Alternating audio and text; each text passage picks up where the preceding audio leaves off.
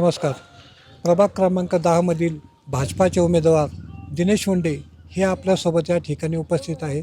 या प्रभागात प्रथमतः बघता या रोडची जी असलेली दुरावस्था, बाकी जे नळ कनेक्शन, या आम्ही ज्यावेळेस आत्ता यंग पिढी फिरतोय, सगळ्या गोष्टी आम्ही ज्या गोष्टी बघितल्या आहेत, लोकांचा पाण्याचा हा अत्यंत मोठा प्रश्न असून रोडचा हा देखील मोठा प्रश्न आहे. हा जो प्रश्न आहे, आम्ही जे आत्ता आमचं वय साधारण 27-28 दरम्यान असेल, 40 वर्ष समोरील पार्टीला जे दिलेलं सत्ता असून देखील या आत्तापर्यंतच्या ज्या समस्या आहे, म्हणजे विकास काम जे व्हायला पाहिजे होते आत्तापर्यंत, हे आमच्यापर्यंत राहायला पण पाहिजे नव्हतं. जे आत्तापर्यंत घडून आलं आहे की रोड नाही झाला, पाणी नाही पोचलं आहे, म्हणजे आत्तापर्यंत आपण किती माग असलेलो हे जनतेला कळतं आहे. आणि जनता हा समस्या आम्हाला दाखवून देते आहे की आम्हाला रोड नाही, पाणी नाही, हे समस्या तुम्ही सोडवण्याचं काम करा. जनतेने तुम्हाला निवडून दिलं.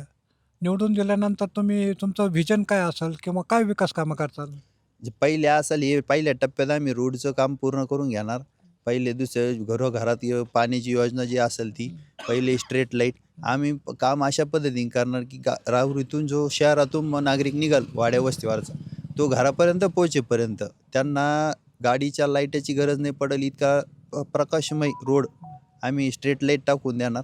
परत घरापर्यंतच्या ज्या योजना ज्या असतात, वृद्धाश्रम, हे वृद्धांसाठी ज्या योजना आम्ही टाकणार आहे, वयश्री योजना, बाकीच्या ज्या पंतप्रधान आवास योजना, घरकुलाचा प्रश्न असेल, पाण्याचे तर आहेच भरपूर, बाकी महिलांचे भरपूर देखील प्रश्न आहेत की ते सोडवण्याचं काम आत्तापर्यंत कोणी केलं नाही, ते आम्ही करण्याचा प्रयत्न करणार. या प्रभागात तुमच्यासारखे तरुण वर्ग देखील मोठ्या प्रमाणात आहे. तर त्या तरुणांसाठी काय करताल?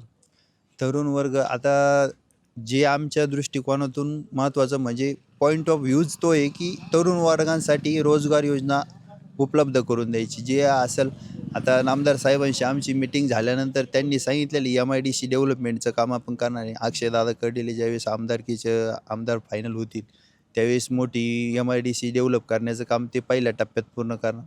आणि जे असतील युवा वर्ग, त्यांना बाहेर न जाता इथं कशा जास्तीत जास्त रोजगार उपलब्ध होईल याचा आम्ही पाठपुरावा जरूर करणार.